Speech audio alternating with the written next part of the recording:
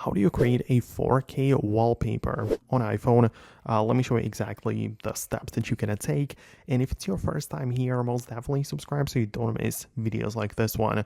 Well, essentially, we need to use some sort of photo editor, which will work for the 4K resolution. So there are more options available naturally, and it depends on how deep you want to go with it. But you can use apps like Photoshop, for example, where you open it up for the first time, and essentially you can start a new project by clicking the plus button, and you're going to start with a blank canvas, and you essentially just click on a custom size, and you want to pick from the options to choose the pixels, and essentially type in the 4K resolution for the pixels, right? So you can literally Google it if you want to, but you can also adjust it for your specific size of the screen or whatever. But the whole point is that we are using an app which lets us work in the canvas, which will be in the resolution that we want it, right? So we can then add images or, play with the brushes or whatever your creativity lets you do,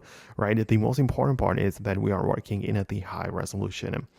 That is, of course, not the only app, as you can, of course, get something like Canva as well, which is a little bit of, I wouldn't say like a lightweight editor, but it's definitely easier to use than Photoshop. And in there, you should also have the ability to work with a canvas in 4K, right? So that is another possibility that we have.